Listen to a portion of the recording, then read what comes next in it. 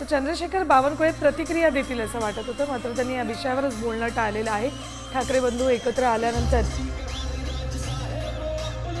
पत्रकार परिषदेच्या वेळची दृश्य एकीकडे तर दुसरीकडे तर अखेर मुंबई तोडणाऱ्यांचा खात्मा करणार असं वक्तव्य उद्धव ठाकरे यांनी केलंय। उद्धव ठाकरेंनी नाव न घेता भाजपवर निशाणा साधलाय।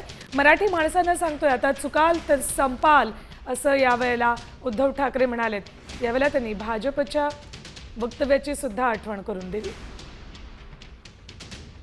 त्यावेळेला भारतीय जनता पक्षाने जो एक अपप्रचार केला होता, बटेंगे तो कटेंगे, तसंच मी मराठी माणसाला सांगतोय की आता जर का चुकाल तर संपाल, आता जर का फुटाल तर पूर्णपणे संपून जाल। म्हणून परत एकदा तुटू नका, फुटू नका आणि मराठीचा वसा टाकू नका, हाच एक संदेश मी आमच्या आज दोघांच्या युतीच्या निमित्ताने संपूर्ण महाराष्ट्राला देतो आहे।